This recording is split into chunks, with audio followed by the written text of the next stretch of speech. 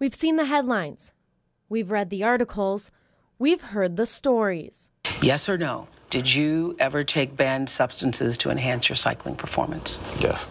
This girl who I committed myself to died on September 12th. Now I get a phone call on December 6th saying that she's alive. I was unfaithful. I had affairs. I cheated. When there's a scandal, specifically in the world of sports, the media instantly takes the facts and runs with them without looking back. News, sports media will always be attracted to the most popular news value, and the most popular, prominent news value is conflict. The athlete gets a lot of glory if something good happens, but if something goes negative, it's a big story the other way around. Athletes are put under a microscope as leaders and role models.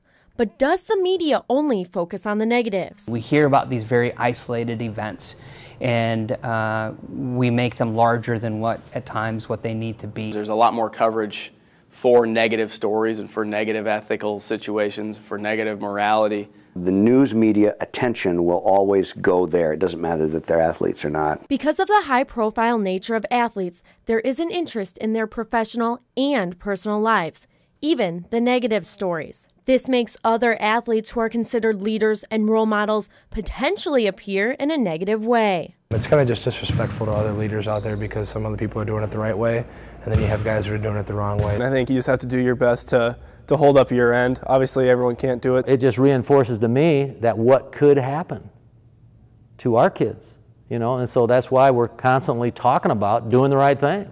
Our youth are growing up idolizing some of the wrong people, and they're always going to emulate who their leaders are, or who they look up to, who their role models might be. The athletes most people idolize are professional or Division I athletes. But what about Wartburg? Are Division III athletes held to the same standards as Division I athletes? I feel that I'm not put on as big of a pedestal as those guys are. I mean, we don't get the national recognition that those guys do. We're not put on SportsCenter on a weekly basis like they are. I don't think they should be held to any higher standard than what we would hold any other person or we would hold ourselves. I think there's a lot of people that recognize you as an athlete on Wartburg's campus and see you out in the community, and there's definitely people watching.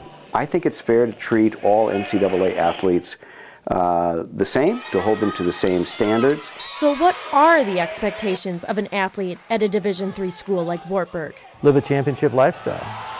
Go to class, go to practice, stay out of trouble. To be the best person that you can be, to represent yourself, your family, the institution, to the best of your ability. People are congratulating you, patting on the back, telling you how good you are, but hey man, you got responsibility that goes with that.